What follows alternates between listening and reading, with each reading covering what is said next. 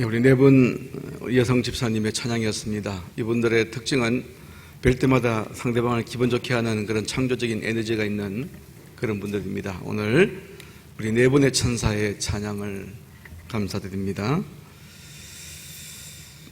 다시 한번 우리 주님의 은총과 평화가 우리 가운데 임하시기를 축원합니다. 대림절 둘째 주일, 오늘 우리는 촛불 하나를 더 밝혔습니다. 이 작은 빛으로 우리 마음에 가득 채워진 어둠이 사라지기를 원합니다. 우리 사회에 깃든 어둠 역시 물러가기를 소망합니다. 옛 성경 가운데 이런 말씀을 하신 분이 계십니다. 등불 하나를 밝히면 천년의 어둠이 쓰러진다. 저는 이 말을 믿고 싶습니다. 어둠이 빛을 이겨본 적은 한 번도 없습니다. 비록 우리가 힘들고 난감한 세월을 보내고 있지만 우리가 빛의 자녀가 되어야 될 이유가 거기에 있고, 빛의 열매를 맺어야 될 이유가 거기에 있고, 오늘 우리 귀한 집사님들의 찬양처럼 빛의 노래를 그칠 수 없는 이유가 바로 거기에 있다고 생각합니다. 여러분들 예배당에 들어오시면서 가장 먼저 발견한 것이 뭘까요? 성탄 장식이 눈에 환하게 들어오죠. 우리 이명순 권사님께서 멋지게 아름답게 장식해 주셨습니다. 코로나 상황 때문에 움직이지도 않고 교회 오기도 힘든데도 불구하고 우리 권사님께서 애쓰고 수고해 주셨습니다. 권사님의 덕분에 우리 마음이 성탄의 따뜻한 빛으로 채워진 듯 우리의 마음이 고향됩니다. 예전에만 해도 12월이 되면 사방에서 크리스마스 캐롤이 들려오고 뭔가 들떠고 유쾌한 분위기였습니다. 교회에서는 성탄 준비로 토요일 오후부터 주일 내내 시끌벅적했습니다. 어른이나 아이들이나 성탄을 앞둔 눈빛은 반짝였고, 또 산타클로스 할아버지 등등 선물에 대한 기대도 우리 마음속에 설레임을 주었습니다. 이렇게 모두가 기다리고 설레었던 12월이 요즘은 너무나도 맹숭합니다. 확진자가 자꾸만 증가되고 사회적 거리 두기가 단계가 격상되고 이렇게 엄중한 코로나 상황이다 보니까 정부 당국은 연말연시 특별 방역 기간을 정했고, 심지어 서울시는 어젯밤부터 2시간 동안 밤 9시 이후에는 움직임을 자제하라고 서울 멈춤을 선포했습니다.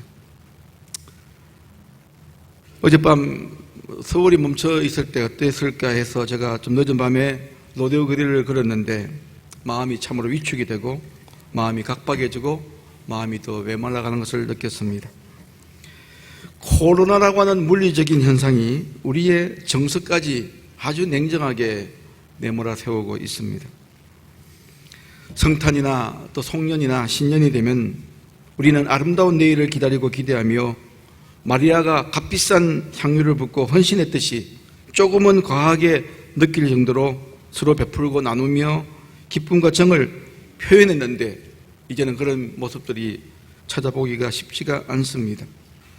그러지 않아도 먹고 살기가 힘든데 우리의 영혼까지 빼앗기는 것처럼 느껴져서 슬픈 마음이 가득합니다.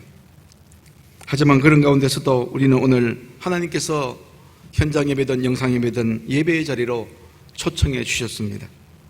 오늘 이 예배를 통해서 부디 우리에게 들려주시는 생명의 말씀을 통해서 새 힘을 회복하시고 큰 위로와 소망을 얻게 되기를 주님의 이름으로 축원합니다. 오늘 우리는 마태복음 24장 말씀을 함께 읽었습니다. 먼저 오늘 함께 읽은 마태복음 24장의 배경을 설명해 드리겠습니다. 어느 날 예수님과 제자들은 유월절 축제를 앞두고 예루살렘으로 올라갔습니다. 예수님께서 예루살렘 성전에 들어가 보니까 성전이 그야말로 엉망이었습니다. 기도하고 경건한 제사를 드려야 될 성전이 너무나도 오염되어 있었고 세속화되어 있었기 때문입니다. 예수님은 성전에서 장사하는 종교 장사치들을 음하게 꾸짖으셨습니다. 그들은 타락한 제사장들과 결탁하여 터무니없는 비율로 환전을 했고, 또 제사 때 필요한 재물들을 빼돌리는 등 온갖 불법을 성전 안에서 자행했습니다.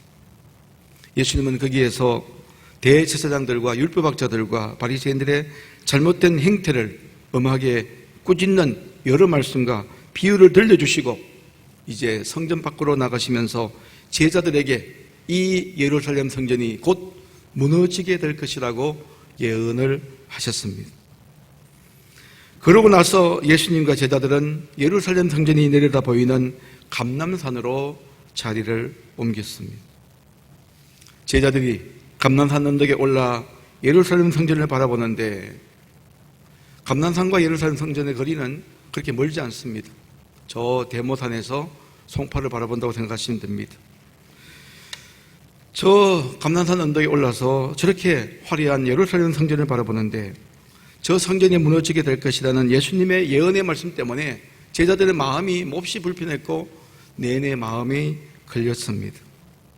왜냐하면 예루살렘 성전이야말로 이스라엘 백성들에게 있어서 가장 아름다운 곳이고 살아계신 하나님이 계시는 곳이며 그곳에서 예배드리고 제사하는 모든 사람들을 하나님이 친히 지키시는 곳이기 때문이었습니다. 한마디로 예루살렘 성전은 이스라엘 사람들에게 있어서 영적인 정서적인 고향이었습니다. 그곳이 무너지면 거기가 무너지면 그것은 바로 세상이 끝난다는 종말이 임한다는 뜻과 같았기 때문입니다. 이렇게 엄중한 예수님의 예언 앞에서 제자들이 가장 심각하게 궁금했던 것은 그렇게 무너지게 될 마지막 때, 그 정확한 때와 징조가 심각하게 궁금했지요. 그 때와 징조를 알아야 마지막을 대비할 수 있지 않겠습니까? 그래서 제자들은 예수님께 질문합니다. 마태복음 24장 3절입니다. 어느 때에 이런 일이 있겠사오며 또 주의 임하심과 세상 끝에는 무슨 징조가 있겠습니까? 과연 이런 일들이 어떻게 언제 일어나겠습니까? 라는 제자들의 질문에 대한 예수님의 대답은 매우 단호했습니다. 오늘 본문이 시작되는 36절 말씀이 바로 이들의 질문에 대한 예수님의 단호한 대답입니다. 그날과 그때는 아무도 모르나니 하늘의 천사들도 아들도 모르고 오직 아버지만 아시느니라. 제자들은 당황했지요. 아니 그렇게 분명하게 종말의 징조를 말씀하시고도 그 때를 모른다고 하시면 우리는 어쩌라는 것입니까? 너무 막연합니다. 지금부터 하나씩 작게라도 대비해야 할 터인데 이런 제자들의 마음을 아시는지 모르시는지 예수님은 자신도 모르니 그날과 그 시각이 언제인지는 너희들이 알 바가 아니라고 말씀하셨습니다. 역사의 종말과 심판, 하나나라의 영원한 완성의 날이 올 것은 확실하지만 그 시각은 하나님만 아시고 그 누구도 알 수 없다고 말씀하십니다. 그러면서 마태복음 24장 44절에서 예수님은 이렇게 준엄하게 말씀하십니다. 이러므로 너희도 준비하고 있으라. 생각하지 않은 때에 인자가 오리라. 제자들이 알고 싶어하는, 우리가 알고 싶어하는 그 마지막 때를 뭐라고 이야기하십니까? 너희가 생각하지 않는 때, 불현듯 갑자기 부지불식 중에 너희가 생각하지 않는 그 시각에 오실 것이라고, 종말이 임할 것이라고 말씀하시면서 이제 예수님의 제자들은, 예수님을 주로 하고 믿는 믿음의 백성들은 정신 똑바로 차리고 깨어 있으며 언제 올지 모르는 그날을 준비하라고 말씀하고 계십니다. 여러분 그렇게 생각하지 않습니까? 우리가 그 때와 의미를 알아야지 기다림이 의미가 있을 텐데 때도 징조도 의미도 언제인지도 모르고 무작정 마냥 기다린다면 그 기다림의 시간이 얼마나 지루합니까? 내가 기다리고 기다림의 고통이 있다 할지라도 의미가 있고 언제까지 이 기다림의 고통이 지속될 것인가를 안다면은 오늘 우리의 이 기다림의 시간의 무게는 별로 무겁지 않을 텐데 때도 모르고 의미도 모르는 상황 속에서 무작정 기다린다고 하는 것은 그 시간의 무게에 짓눌려 견디기가 힘들 것입니다. 기다림이라는 것이 고통스럽게 견뎌야 되는 인고의 세월이 되는 것은 그야말로 한순간입니다. 우리 마음 밑바닥에 아마 오지 않을지도 몰라라고 하는 초조한 생각이 우리 마음속에 가득 채워지면 채워질수록 우리의 기다림은 쓸모없는 낭비라고 여기지지 않겠습니까? 복음성가는 아니지만 매우 의미 있는 노래가 있습니다. 2017년도에 만들어진 노래인데 아이유라는 가수가 부른 이름에게라는 노래가 있습니다. 이름에게. 이 노래는 세상에서 낙오되고 소외당한 나의 내면을 향하여 스스로 위로하는 노래입니다. 젊은이들, 특별히 취업도 잘 되지 않고 또 일이 풀리지 않는 그런 젊은이들이 세상에서 낙오가 되고 소외당하여서 힘들어할 때 내면을 향하여 위로하고 소망을 주는 그런 노래 가사를 가지고 있습니다. 그 가사 일부를 제가 소개하겠습니다. 끝없이 길었던 짙고 어두운 밤 사이로 조용히 사라진 너의 소원을 알아.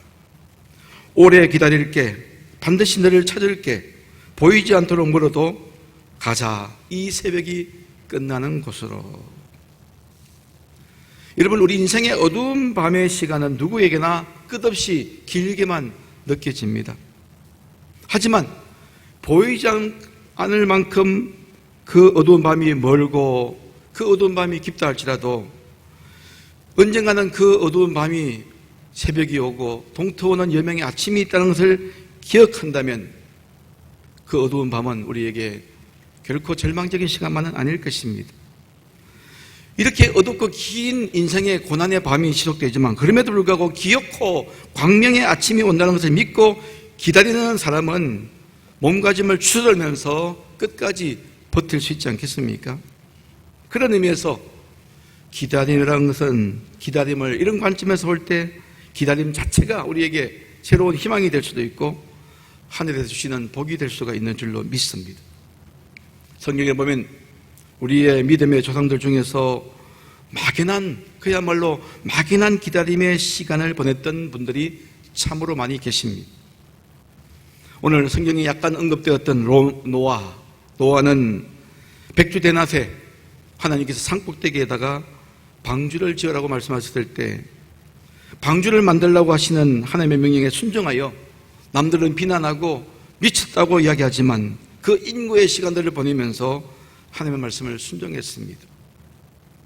말이 쉽지 그 수십 년 동안 산꼭대기에 백주대낮에 비도 올 것 같지 않은데 홍수를 대비해서 방주를 짓는다는 것 결코 쉬운 세월이 아니었을 것입니다. 아브라함은 자녀와 땅의 약속을 믿고 아버지의 집을 떠났으나 결실 없는 오랜 기다림의 시간을 보내야만 했습니다. 야곱은 베델에서 하나님께로부터 귀향과 보호의 약속을 듣고 걸음을 옮겼지만 험악한 세월을 보내며 기다리고 또 기다려야만 했습니다.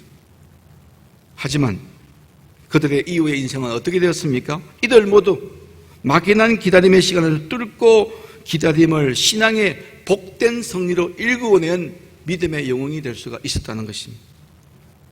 시간이 좀 더뎌도 시간이 걸려도 올 것이 확실해라고 하는 믿음이 있다면 그 기다림의 시간은 우리 삶 속에 전혀 다른 삶의 태도와 삶의 내용으로 채워지게 될 것입니다. 그런 기다림은 한숨과 포기만 가지고 보내는 시간이 아니라 오히려 나 자신에 대한 질문과 각성과 성찰의 시간이 되는 것입니다.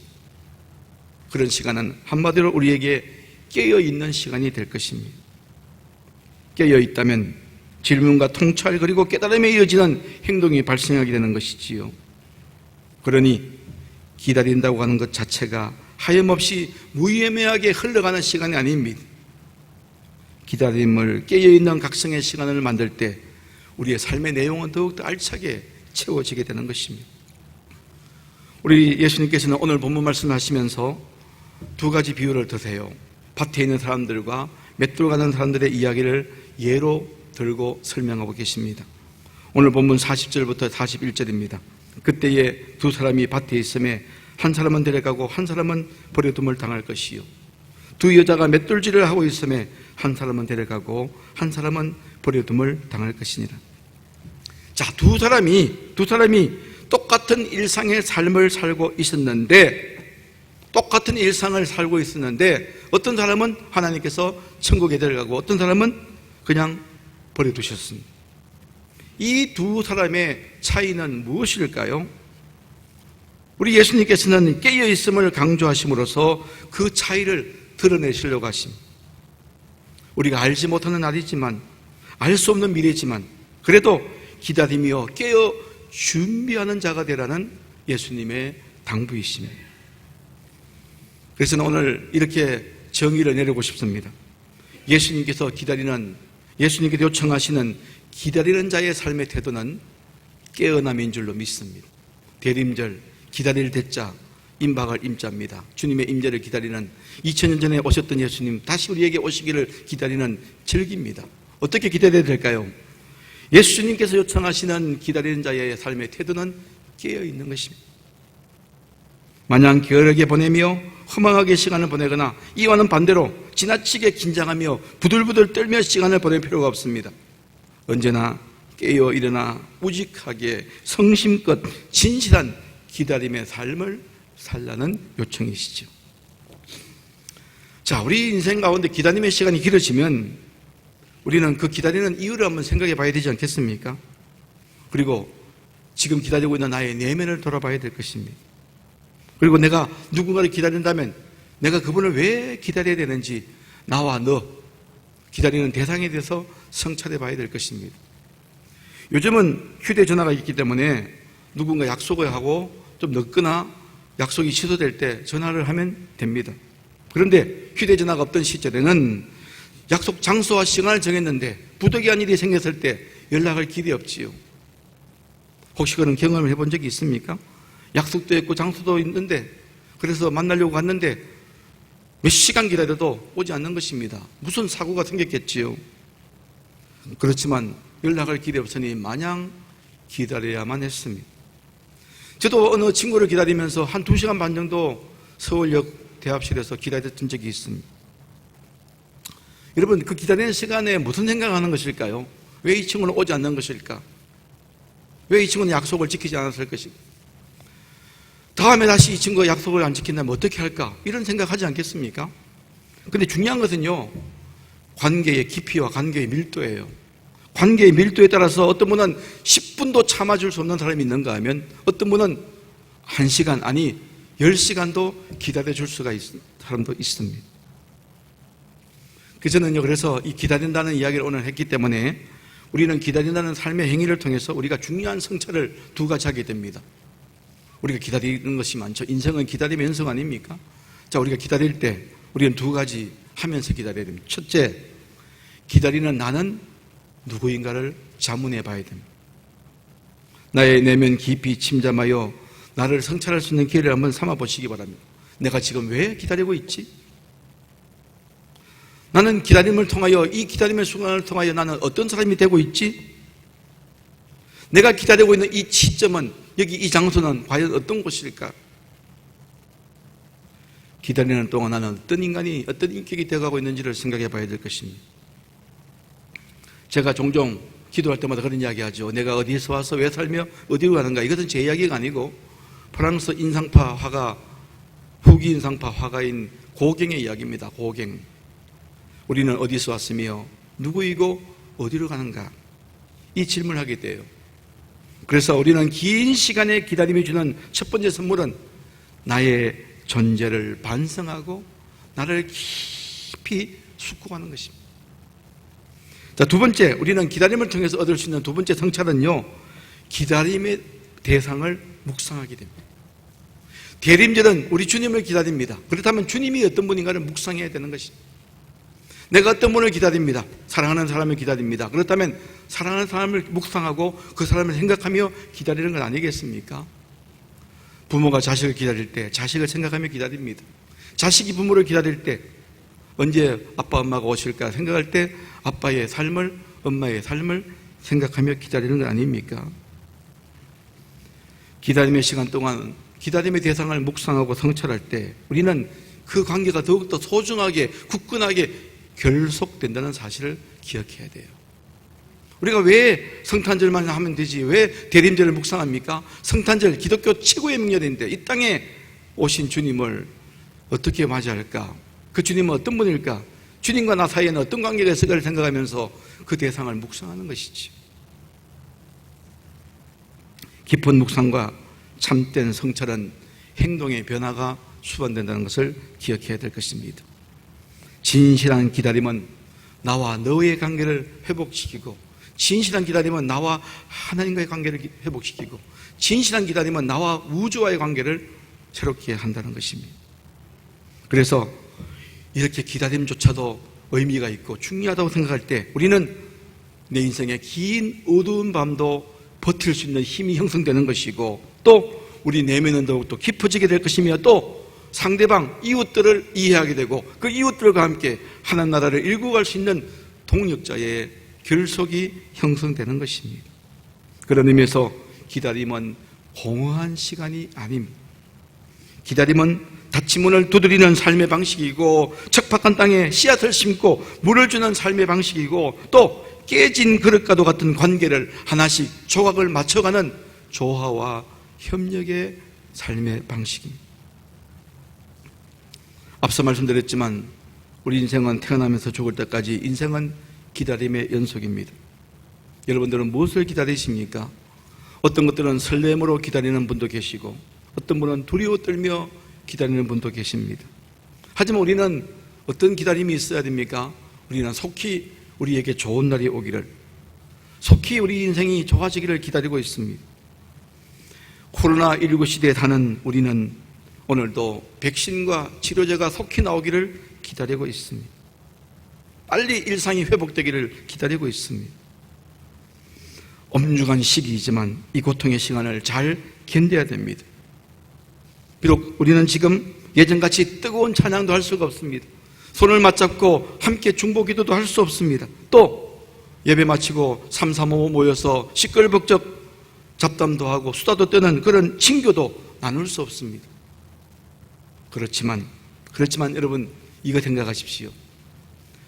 바벨론의 포로로 잡혀갔던 다니엘을 한번 기억해 보세요. 바벨론의 포로로 잡힌 다니엘이 예루살렘으로 향하여 난 창문 앞에 엎드려서 하루에 3번씩 기대하며 기도했듯이, 회복의 날을 기대하고 포로 기간의 날을 기대하고 다시 저 시온성에 가서 예배드릴 날을 기다리며 기대하며 기도했듯이, 오늘 우리의 예배도 그 다니엘의 진실한 기다림이 회복될 수 있게 되기를 바랍니다. 오늘 기다림의 삶을 살아가는 우리에게 사도 베드로는 베드로후서 3장 11절 말씀을 통하여 우리에게 이렇게 권면하고 있습니다. 너희가 어떤 사람이 되어야 마땅하냐? 거룩한 행실과 경건함으로 하나님의 날이 임하기를 바라보고 간절히 사모하라. 저는요, 이 베드로의 말씀을 근거로 해서 오늘 이 대림의 절기를 살아가는 여러분들에게, 기다림의 행위를 지속하는 여러분들에게 2가지 제안을 하려고 합니다. 저부터 실천하겠습니다. 여러분들도 꼭 실천해 보기를 바랍니다. 첫 번째는 먼저 나의 모든 어둠의 행실을 벗어버리고 빛의 갑옷을 입게 되기를 바랍니다. 내 속에 부패한 온갖 것들을 다 도려내고 아기 예수님을 닮은 순결하고 맑은 영성을 회복할 수 있게 되기를 바랍니다. 금년도 성탄절은, 금년도 대림절은 내 인생의 가장 순결한, 내 인생의 가장 순도가 높은 99.9% 아니 순금의 영성을 회복하는 저와 여러분 되어지길 바랍니다. 또 하나는 그동안 내게 아픔을 주고 실수한 사람들을 한 번 더 용서하고, 또 세상 사람들이 인정하지 않는 보잘것없는 사람 하나에게도 하나님께 하듯이 찾아가서 사랑을 베푸시기 바랍니다. 살다 보면은 내게 상처를 준 분들이 많습니다. 내게 아픔을 주신 분도 많습니다. 돌아보면 괘씸하기도 하고 속상하기도 합니다. 하지만 여러분, 내가 받았던 주님의 사랑에 비하면, 나의 엄청난 죄악에도 불구하고 내가 받았던 주님의 사랑에 비하면 그것은 아무것도 아닐 것입니다. 그동안 내게 아픔을 주었고 한 번이라도 내게 실수한 자가 있다면 내가 먼저 한 번 더 용서하고, 또 지극히 보잘것없는 사람 하나에게도 하나님께 대하듯 그들을 품에 안고 사랑해 보시기 바랍니다. 그래서 우리 인생을 더욱더 진실한 기다림으로 만들어낼 수 있게 되기를 주님의 이름으로 축원합니다. 아마도 우리 세상 끝날 주님 앞에 서게 될 때, 우리가 이제 인생을 다 살고 하나님 앞에 서게 될 때 학력도 소유도 지위도 아무 소용이 없을 것 같습니다. 목사니 장로니 권사니 집사니 하는 직분조차도 무용지물이 될 것입니다. 아마도 하나님은 오직 한 가지만 물으실 것 같습니다. 하나님 앞에서, 그리고 사람들 앞에서 과연 진실하게 깨어 있었느냐? 하나님 앞에서, 사람들 앞에서 과연 진실하게 깨어 있었느냐? 이것만 물으실 것 같습니다. 우리는 그것으로 하나님 앞에 심판받게 될 것입니다. 오늘 대림절 둘째 주일, 여러분은 지금 누구를 간절히 기다리고 계십니까? 어떤 아름다운 사건을 기다리고 계십니까? 진실하게 기다릴 수 있는 것이 복인 줄로 믿습니다. 대림절은 예수님께서 우리에게 다시 찾아오실 줄 믿고 기다리는 절기입니다.